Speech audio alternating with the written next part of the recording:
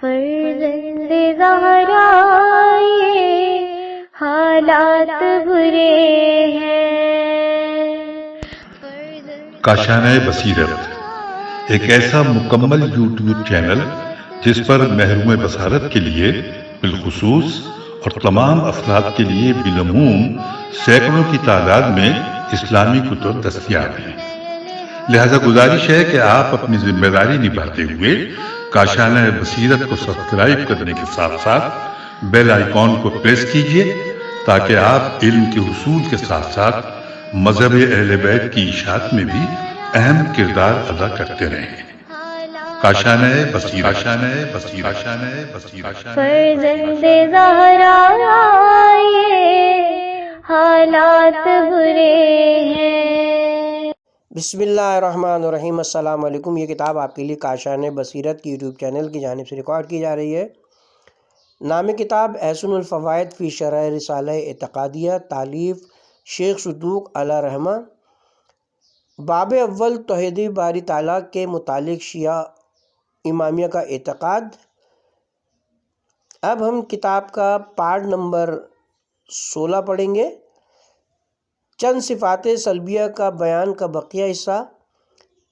پانچویں صفت، خداوند عالم کسی چیز میں حلول نہیں کرتا۔ خداوند عالم کسی شے میں اس طرح حلول نہیں کرتا جس طرح کوزے میں پانی ہے، جسم میں روح، جیسا کہ نصارہ حضرت عیسیٰ کے متعلق اور صوفیہ عرفا و اولیاء کے بارے میں اعتقاد رکھتے ہیں، اور اس پر چند قطعی دلائل قائم ہیں۔ دلیل اول، حلول کرنے والا اپنے محل کا محتاج ہوتا ہے اور یہ احتیاج ممکن کے خواص سے ہے۔ واجب الوجود کسی چیز کا محتاج نہیں ہو سکتا۔ دلیل دوم، جو چیز کسی چیز میں حلول کر جائے دوسری جگہ اس کے وجود سے خالی ہو جاتی ہے، حالانکہ خداوند عالم لامکان ہے اور علمی احاطے کے اعتبار سے ہر جگہ موجود ہے۔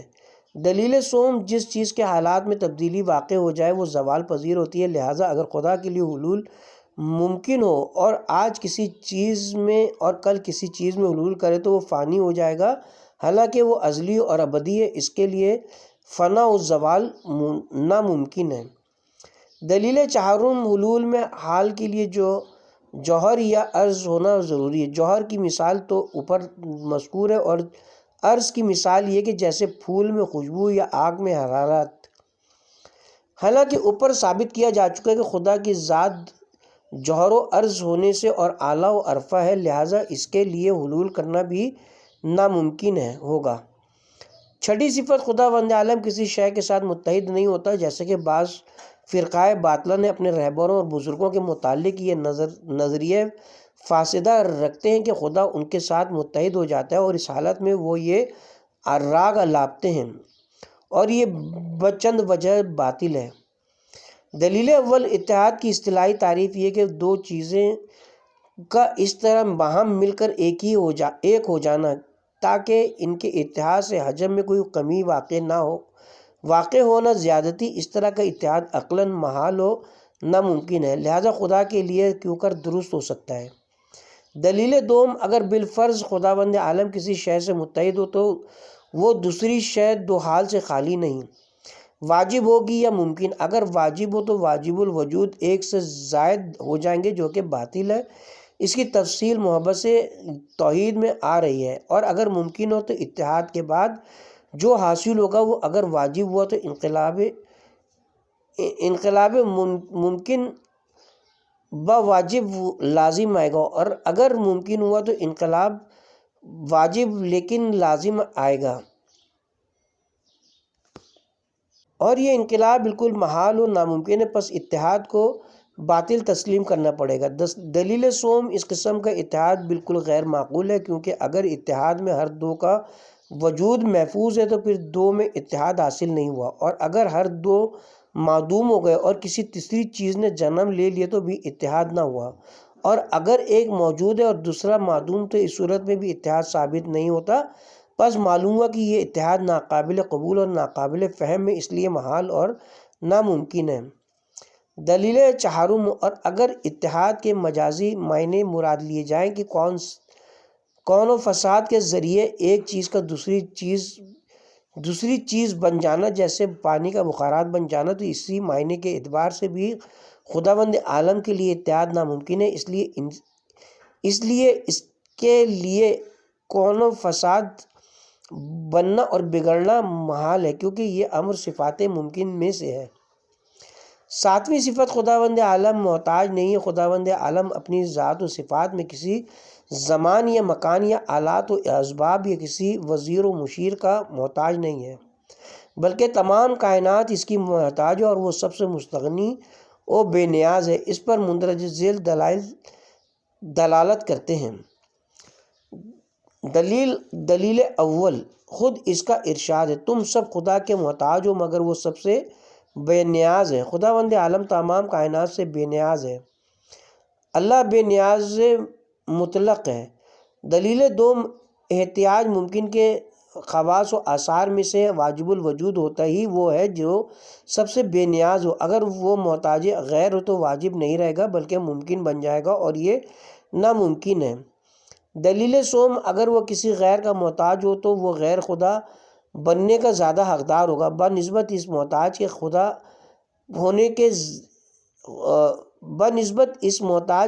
ہونے کے، لہٰذا اس طرح جسے خدا تسلیم کیا ہے اس کی خدائی سے بھی ہاتھ دھونا پڑے گا۔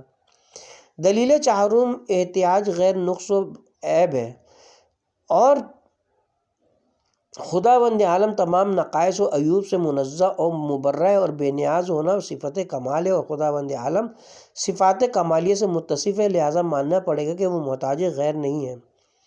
آٹھویں صفت، خداوند عالم متغیر نہیں ہے اور اس کا کوئی مخصوص مکان نہیں، وہ مکان و زمان کی قید سے آزاد ہے۔ اس کے چند بعض دلائل یہ ہیں۔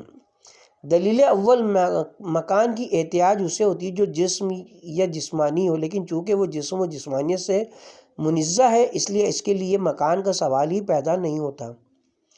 دلیل دوم، احتیاج مکان علامت امکان ہے اور واجب الوجود کا دامن قدس اس کی آلائش سے صاف ہے۔ دلیل سوم، جو چیز مکان میں ہو اس کے لیے حرکت و سکون لازم ہوتا ہے، اور اوپر ثابت کیا جا چکا ہے کہ خداوند عالم محل حوادث نہیں ہے۔ دلیل چہارم، اخبار اہل بیت میں اس سے امکان کی نفی کی گئی ہے، چنانچہ ابی بصیر حضرت امام جعفر صادق علیہ السلام سے روایت کرتے ہیں کہ آج جناب نے فرمایا، بہار جلد نمبر 2 بحوالہ امالی شیخ صدوق، خداوند عالم زمان و مکان و حرکت و سکون اور نقل و انتقال کے ساتھ متصف نہیں ہو سکتا، کیونکہ وہ زمان و مکان، حرکت و سکون اور نقل و انتقال کا خالق ہے، وہ اس سے بلند و بالا ہے جو کچھ ظالم لوگ اس کے بارے میں کہتے ہیں۔ نویں صفت، خداوند عالم صفات زائد بر ذات نہیں رکھتا۔ اس امر کی تفصیل اوپر بیان ہو چکی ہے، اس کا اعادہ تکرار کر کے ہم طویل بالاطال کا ارتکاب نہیں کرتے۔ سطور بالا کا مطالعہ کیجیے، نیز اس مطلب کی مزید وضاحت دوسرے باب کے ذیل میں کی جائے گی۔ 10ویں صفت، خداوند عالم کے لیے جسمانی لذت و رنج نہیں ہے، یہ امر محتاج بیان نہیں ہے۔ اس کی وجہ ظاہر ہے، جب وہ جسم و جسمانیت سے ہی منزہ و مبرہ ہے تو پھر ہماری طرح اس کے لذائذ جسمانی اور خواہشات نفسانیہ سے لذت اندوز ہونے کا سوال ہی پیدا نہیں ہوتا۔ 11ویں صفت، خداوند عالم مرئی نہیں ہے بلکہ وہ ان ظاہری آنکھوں سے دنیا و آخرت میں دیکھا نہیں جا سکتا۔ اس مطلب پر نقلی و عقلی چند اجمالی دلائل و براہین ذیل میں ذکر کیے جاتے ہیں۔ دلیل اول، خود اس کا ارشاد ہے، آنکھیں اسے درک نہیں کر سکتی لیکن وہ آنکھوں کو درک کر سکتا ہے، اور وہ لطیف و خبیر ہے۔ نیز جب حضرت موسیٰ علیہ السلام نے قوم کے بے جا اصرار پر ہمیں کھلم کھلا خدا دکھائیے سے مجبور ہو کر سوال رویت کیا تھا تو ان کو جواب ملا تھا لن ترانی، اے موسیٰ تم مجھے کبھی نہیں دیکھ سکتے۔ اہل علم جانتے ہیں کہ عربی زبان میں حرف لن ابدی نفی کے لیے مقرر ہے، لہٰذا اس آیت میں ہمیشہ کے لیے رؤیت باری کی نفی کر دی گئی ہے، لہٰذا وہ نہ دنیا میں دیکھا جا سکتا ہے اور نہ آخرت میں۔ دلیل دوم، کسی چیز کے دیکھنے کے لیے 6 چیزوں کا ہونا ضروری ہے۔ نمبر 1، وہ چیز دیکھنے والے کی جہت مقابل میں ہو۔ نمبر 2، کوئی شکل و صورت رکھتی ہو۔ نمبر 3، کوئی رنگ بھی رکھتی ہو۔ نمبر 4، کسی مکان میں ہو۔ نمبر 5، دیکھنے والے اور اس میں زیادہ فاصلہ نہ ہو، اسی طرح درمیان میں کوئی چیز حائل بھی نہ ہو۔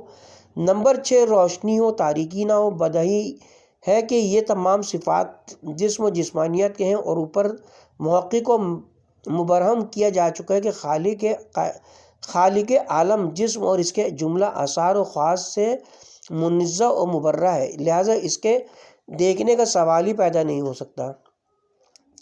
دلیل سوم، جو چیز دیکھی جا سکتی ہے وہ محاط اور محدود ہو جاتی ہے، اور خداوند عالم تو ہر چیز کو محیط ہے۔ خداوند عالم ہر چیز کا احاطہ کیے ہوئے، لہٰذا جو محیط کل ہو، چیز کس طرح اس کا احاطہ کر سکتی ہے؟ دلیل چہارم، ایک آدمی نے حضرت امیر المومنین علیہ السلام سے سوال کیا، یا امیر المومنین، کیا آپ نے عبادت کرتے وقت کبھی اپنے رب کا مشاہدہ کیا ہے؟ فرمایا، میں تو ایسے خدا کی عبادت کرتا ہی نہیں جسے دیکھ نہ لیا ہو۔ سائل نے سوال کیا، آپ نے اسے کس طرح اور کس حال میں دیکھا؟ فرمایا، افسوس ہے تیرے لیے، اسے ظاہری آنکھیں مشاہدہ نہیں کر سکتے، بلکہ دل اسے حقائق ایمانیہ کے ساتھ دیکھتے ہیں۔ 12ویں صفت، خداوند عالم ہرگز کسی فعل قبیح کا ارتکاب نہیں کرتا، اور اس کے دلائل اوپر خداوند عالم کے عادل ہونے کے ضمن میں بیان کیے جا چکے ہیں، اعادے کی ضرورت نہیں ہے، وہاں رجوع کیا جائے۔ 13ویں صفت، خداوند عالم بے مثل و بے مثال ہے، یعنی پوری کائنات میں کوئی چیز اس کے مشابہ و مانند نہیں ہے، اور کوئی شے اس کی ہمسر و نظیر، اور نہ کوئی شے اس کی ہمسر و نظیر ہے۔ اس پر مندرجہ ذیل دلائل دلالت کرتے ہیں۔ دلیل اول، خود اس کا ارشاد ہے، لیسا کمثلہ شیء، کوئی چیز اس کی مثل و مانند نہیں ہے۔ ولم یکن لہ کفوا احد، کوئی اس کا ہمسر و نظیر نہیں ہے۔ دلیل دوم، یہ امر بدیہی ہے کہ ہر صانع اپنی مصنوع اور ہر خالق اپنی مخلوق کے ہر لحاظ سے مغایر ہوتا ہے، اور چونکہ کائنات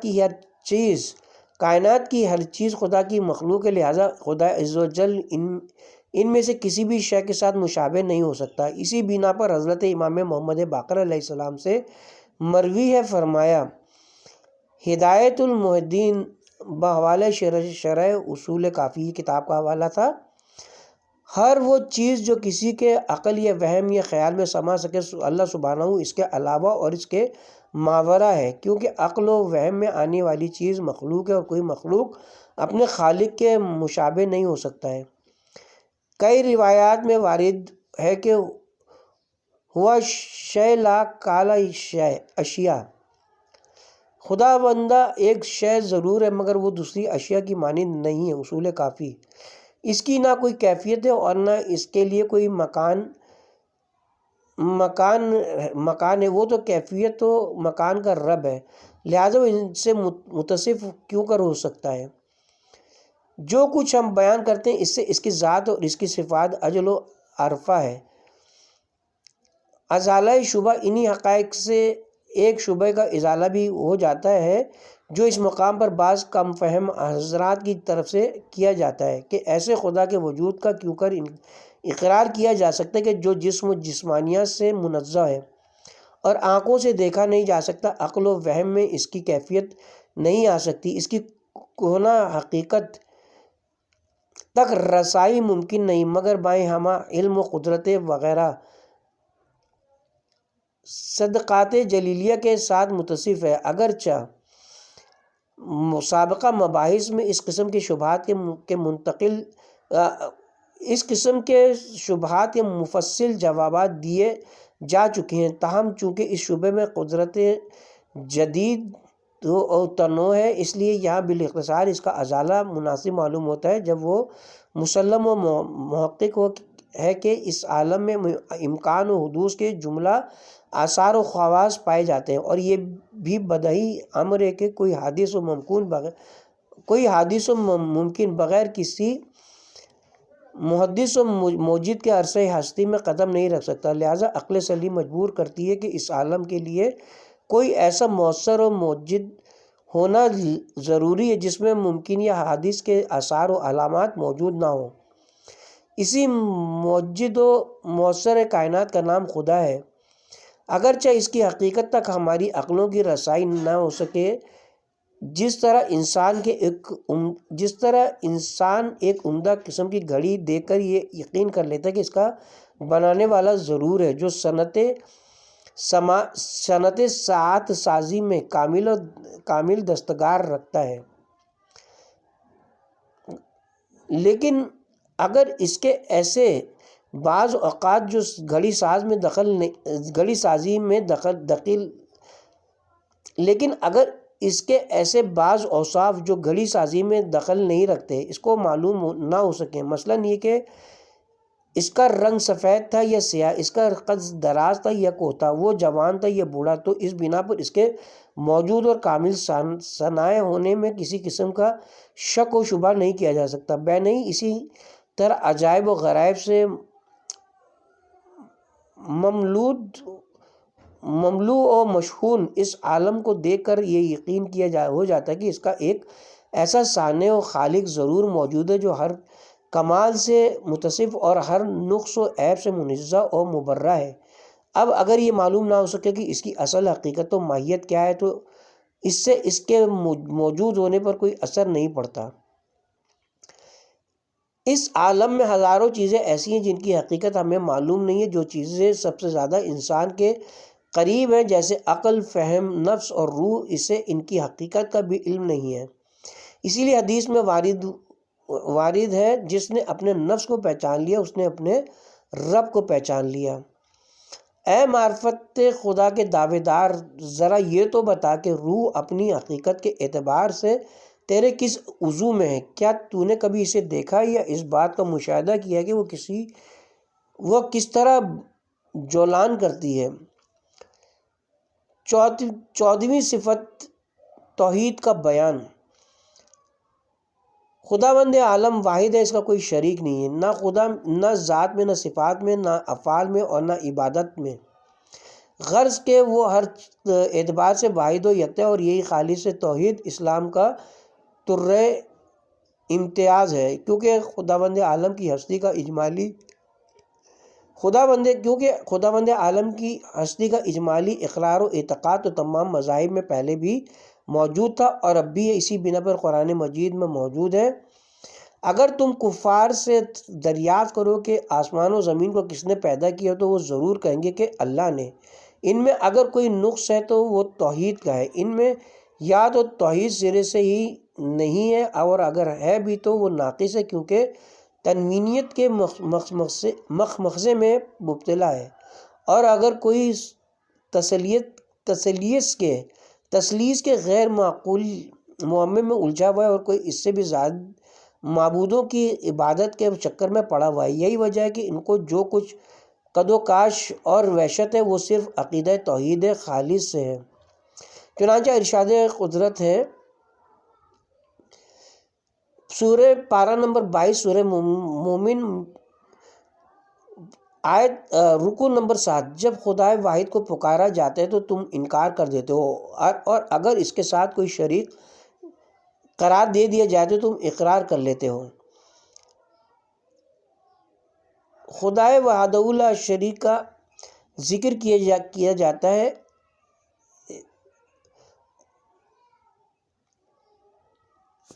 اور جب خدا وحدہ لا شریک کا ذکر کیا جاتا ہے تو ان لوگوں کے دلوں میں نفرت پیدا ہو جاتی ہے جو قیامت پر ایمان نہیں رکھتے۔ اسی بنا پر کفار مکہ کی نگاہ میں پیغمبر اسلام صلی اللہ علیہ وسلم کا اگر کوئی بڑا جرم تھا تو یہی کہ وہ ان کے متعدد خداؤں کو نظر انداز کر کے صرف ایک خدا کا کلمہ پڑھانا چاہتے تھے۔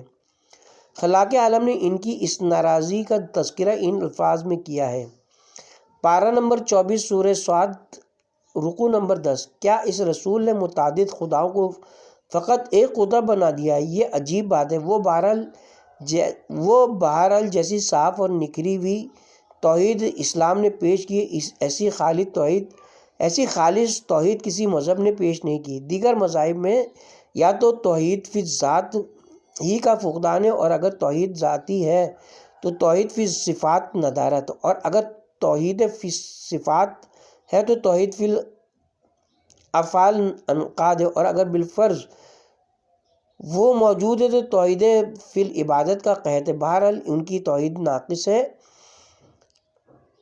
یہودی کہتے ہیں عزیر خدا کا بیٹا، اور نصرانی کہتے ہیں کہ مسیح خدا کے بیٹے ہیں۔ یہ لوگ سابقہ کفار کے قول کی برابری کرتے ہیں۔ مجوسی یزدان و داہرمن دو خداؤں کے قائل ہیں۔ آریہ سماج اگرچہ دوسرے ہندوؤں سے کم صحیح تاہم وہ خدا اور وہ جو اگرچہ دوسرے ہندوؤں سے کم صحیح تاہم وہ خدا اور روح تینوں کو قدیم تسلیم کر کے نئی قسم کی تثلیث کے قائل ہوئے ہیں۔ اسلام نے خالص توحید پر اس قدر زور دیا کہ شرک کو ناقابل معافی جرم قرار دے دیا، جیسا کہ ارشاد قدرت ہے۔ خداوند عالم شرک کو بلا توبہ ہرگز معاف نہیں کرتا، اور اس کے علاوہ جو گناہ ہیں وہ جسے چاہتا ہے معاف کر دیتا ہے۔ جناب جابر عبداللہ انصاری حضرت صلی اللہ علیہ وسلم سے نقل کرتے ہیں، فرمایا جو شخص اس حال میں مرے کہ وہ شرک کرتا تھا تو وہ داخل جہنم ہوگا۔ بحر الانوار جلد نمبر 2 عقاب الاعمال شیخ صدوق۔ شرک سے اجتناب کرنا اس قدر محبوب خدا فعل ہے کہ اس سے جنت حاصل ہو جاتی ہے۔ چنانچہ جناب رسول خدا صلی اللہ علیہ وسلم فرماتے ہیں جو شخص اس حالت میں مرے کہ اس نے کسی چیز کو خداوند عالم کو شریک قرار نہ دیا ہو، وہ بلا شبہ داخل جنت ہوگا۔ توحید شیخ صدوق اور حقیقی محدثین کا مقام حضرت امام جعفر صادق علیہ السلام یہ فرماتے ہیں خداوند عالم نے محدثین کے اجسام کو آتش جہنم پر حرام کر دیا ہے۔ توحید صدوق بہار جلد نمبر 2 علامہ مجلسی۔ حضرت امام رضا علیہ السلام اپنے آباء و اجداد و طاہرین کے سلسلہ سند سے حضرت صلی اللہ علیہ وسلم سے روایت کرتے ہیں جنت کی قیمت توحید ہے۔ دوم بحر الانوار۔ جناب رسول خدا صلی اللہ علیہ وسلم نے تو محدثین کے جنتی ہونے پر قسم یاد فرمائی ہے۔ چنانچہ سرکار علامہ مجلسی عقائد عمالی کے حوالے سے بحر الانوار جلد نمبر 2 میں ابن عباس سے روایت کرتے ہیں کہ حضرت نے فرمایا مجھے اس ذات کی قسم جس نے مجھے برحق بشیر و نذیر بنا کر بھیجا ہے، خداوند عالم اہل توحید کو ہرگز آتش جہنم میں عذاب نہیں کرے گا، اور یہ لوگ شفاعت کریں گے اور ان کی شفاعت مقبول ہوگی۔ توضیح: یہاں دو باتوں کی وضاحت کر دینا ضروری ہے۔ اول یہ کہ جن اہل توحید کا ان احادیث میں بے حساب اجر و ثواب بیان کیا گیا ہے، ان سے مراد وہ لوگ ہیں جن کی توحید حضرات ائمہ طاہرین علیہ السلام سے ماخوذ ہے، نہ وہ لوگ جن کی توحید ابلیس لعین سے حاصل کی ہوئی ہے۔ چنانچہ احمد غزالی نے کہا ہے جو شخص شیطان سے توحید حاصل کرے وہ ملحد و زندیق ہے۔ دوم یہ کہ کوئی کج فہم ان احادیث سے یہ نہ سمجھ لے کہ عقیدہ توحید کی درستی جنتی اور ناجی ہونے کے لیے کافی ہے اور عمل کی کوئی ضرورت نہیں، بلکہ اسے حضرت امام رضا والی وہ حدیث پیش نظر رکھنی چاہیے جس میں آپ نے کلمہ توحید کا ثواب بیان کرنے کے بعد فرمایا تھا بشرطہا و شروطہا وانا من شروطہا، یہ ثواب چند شرائط کے ساتھ مشروط ہوگا، اور من جملہ ان شرائط کے ایک شرط میری امامت کا اقرار اور میری اطاعت بھی ہے۔ اخبار الرضا۔ بہرحال اطاعت شیطان کے ساتھ توحید خالص کا تصور بھی نہیں کیا جا سکتا۔ اب ہم ذیل میں توحید ذاتی پر چند ادلہ و براہین ذکر کرتے ہیں۔ اس کے بعد توحید کے بعض دیگر اقسام کا مختصر تذکرہ ان کے اجمالی دلائل کے ساتھ کریں گے۔ کتاب کی ہیڈنگ ہے توحید ذاتی کے دلائل و براہین۔ پہلی دلیل: جس طرح اس کائنات کا وجود اپنے خالق کی ہستی اور وجود پر دلالت کرتا ہے، اسی طرح اس کا نظم و ضبط اور باہمی ربط و ارتباط اور اس کا دوام و استقرار اس امر پر بھی قطعی دلالت کرتا ہے کہ اس کا خالق و مدبر ایک ہی ہے۔ جیسے اعضائے بدن ہاتھ پاؤں سر و منہ وغیرہ متعدد ہیں مگر ان کا مجموعہ ایک ہی انسان ہے۔ اسی طرح سرا سے ثریا تک اور آسمان سے زمین تک ہر چیز کا مناسب مقدار اور اعلیٰ و اکمل نظام پر گامزن ہونا اس بات کی بین دلیل ہے کہ اس کا ناظم اعلیٰ ایک ہی خدائے پاک ہے۔ والشمس المستقر لها ذالک تقدیر العزیز العلیم۔ اگر ایک سے زائد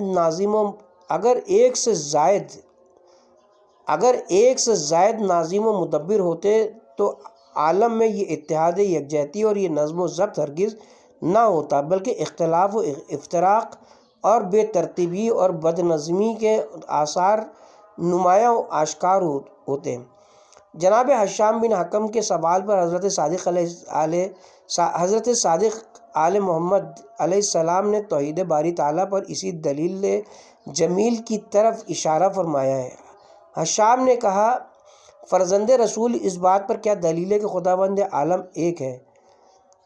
فرمایا، تدبیر کا اتصال و ارتباط اور صنعت کا کامل و تمام ہونا خدا کے ایک ہونے کی دلیل ہے۔ اگر ایک سے زائد خدا ہوتے تو زمین و آسمان تباہ ہو جاتے۔ توحید کی دوسری دلیل، جناب آدم علیہ السلام سے لے کر حضرت خاتم الانبیاء صلی اللہ علیہ وسلم تک جس قدر انبیاء و مرسلین تشریف لائے، سب یہی کہتے رہے کہ معبود برحق ایک ہے جس کا کوئی شریک نہیں، اور اسی وحدہ لا شریک کی توحید کا پرچار کرتے رہے اور اسی کو منوانے کے لیے مصائب و آلام جھیلتے رہے۔ قرآن جو خدا کا آخری پیغام ہے، اس میں کئی بار اعلان ہوا ہے اللہ لا الہ الا ہو، اللہ کے سوا اور کوئی معبود برحق نہیں ہے۔ اگرچہ کئی انبیاء کے ارشادات و تعلیمات قرآن مجید میں مذکور ہیں مگر اختصار تفصیل میں جانے سے مانے ہیں۔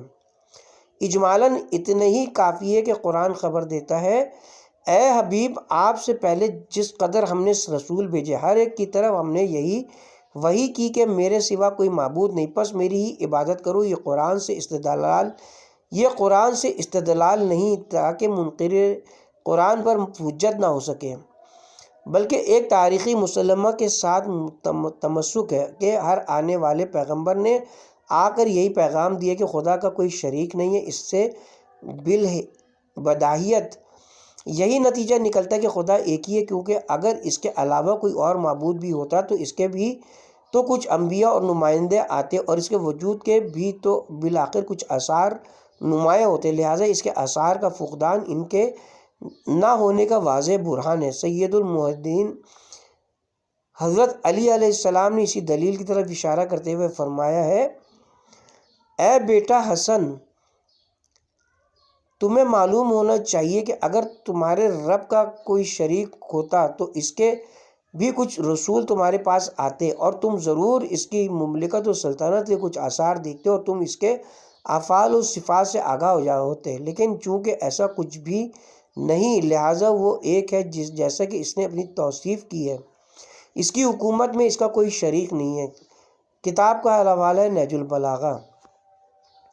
توحید کی تیسری دلیل، اگر دو خدا فرض کیے جائیں اور ہر ایک کامل القدرہ والاختیار ہو جیسا کہ شان ربوبیت ہے، ان میں سے ایک کا ارادہ کسی شے کو پیدا کرنے کے متعلق ہو تو سوال یہ کہ دوسرا خدا اس سے پہلے خدا کی مخالفت و مزاحمت پر قادر ہے یا نہیں؟ پس اگر دوسرا خدا اب پہلے خدا کی مخالفت پر قادر ہے اور اس کے ارادے کو ملتوی کرا سکتے ہیں تو پہلا خدا بوجہ عز و قصور خدا نہیں رہے گا اور یہ قہار و غالب خدا قرار پائے گا۔ اور اگر دوسرا خدا پہلے خدا کی مخالفت پر قادر نہیں بلکہ اس کی موافقت کی ہم نوائی کرنے پر مجبور ہے تو پھر یہ دوسرا عاجز و مجبور ہونے کی وجہ سے خدا نہیں رہ سکے گا، خدا پہلا ہی ہوگا، کیونکہ خدا کے لیے قادر و مختار اور غالب و قہار ہونا ضروری ہے۔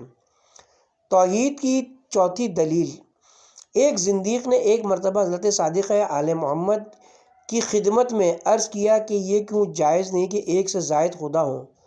آپ نے فرمایا کہ تمہارا یہ قول کہ دو خدا ہوں تین حال سے خالی نہیں ہے، یا تو دونوں قدیم اور قوی ہوں گے، یا ہر وہ دو ضعیف و ناتواں ہوں گے، یا ایک قوی و ناتواں اور دوسرا کمزور و ناتواں ہوگا، اور یہ تینوں صورتیں باطل ہیں، کیونکہ ہر دو مضبوط اور طاقتور ہیں، تو کیوں ایک خدا دوسرے کو اپنے راستے سے ہٹا کر ربوبیت کے ساتھ منفرد نہیں ہو جاتا، کیونکہ مستقل اور بلا شریک ہونا کمال ہے، اور اگر دونوں ضعیف ہے تو پھر خدائی کے لائق نہیں ہے، اور اگر ایک قوی اور دوسرا ضعیف ہے تو پھر خدا وہی ایک ہوگا جو قوی ہے، دوسرا کمزور و ناتواں خدا نہیں ہو سکتا۔ علامہ بنی اگر دو ہوں تو وہ ارادہ و تدبیر میں یا تو ہر اعتبار سے متفق ہوں گے یا مختلف، مگر جب ہم نظام عالم کو دیکھتے ہیں کہ وہ بڑی عمدگی سے جاری و ساری، شب و روز کی آمد و رفت باضابطہ ہے، شمس و قمر کا طلوع و غروب مقررہ اوقات پر ہوتا ہے، تو ہمیں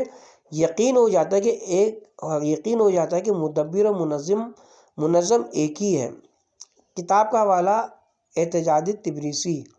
ازالہ شبہ امام عالی مقام کی یہ دلیل بہت ہی محکم و متقن ہے، مگر فقط یہ شبہ عائد کیا جا سکتا ہے کہ ہمیشہ ہی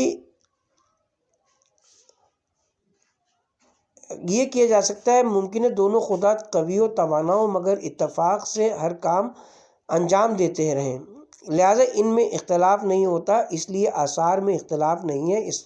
اس شبے کا جواب یہ کہ اس صورت میں یہ سوال پیدا ہوتا ہے کہ آیا دونوں میں سے ہر ایک کا ارادہ اور اس کی قدرت کائنات کی تخلیق اور اس کے نظام کو چلانے کے لیے کافی ہے یا کافی نہیں ہے، یا ایک کا ارادہ کافی اور دوسرے کا ناکافی؟ اگر پہلی شق کو اختیار کیا جائے تو اس سے لازم آئے گا کہ معلول واحد پر دو مستقل علتیں جمع ہوں اور ایک اثر کے دو مستقل مؤثر ہوں، جو کہ محال ہے۔ علامہ بری جب ایک خدا تخلیق کائنات اور اس کے نظام کی بقا کے لیے کافی تو دوسرے کا وجود عدم برابر ہوگا، اور جس کا وجود عدم برابر ہو اس کی کوئی ضرورت نہ ہو، وہ خدا کیسے ہو سکتا ہے؟ یا واجب الوجود تو وہ ہوتا ہے کہ سب اس کے محتاج ہوں اور وہ سب بے نیاز ہوں۔ پھر اس کے علاوہ اس صورت میں ہر وہ خدا جبکہ ایک دوسرے کے مشورے کے محتاج اور مرضی کے پابند ہوں گے تو بوجہ احتیاج ممکن الوجود ہو جائیں گے اور دونوں واجب الوجود نہیں رہیں گے، اور دوسری صورت میں دونوں خدائی کے نااہل قرار پائیں گے، اور تیسری شک میں خدا ایک ہی ہوگا، ضعیف اور عاجز خدا نہیں ہو سکتا۔ اس کے ساتھ ہی اب ہم یہاں پہ کتاب کے پارٹ نمبر 16 کا اختتام کرتے ہیں، اور ساتھ ہی توحید کی چوتھی دلیل بھی اختتام کو پہنچی، اور پارٹ نمبر 17 سے آغاز کریں گے توحید کی 5ویں دلیل سے انشاءاللہ۔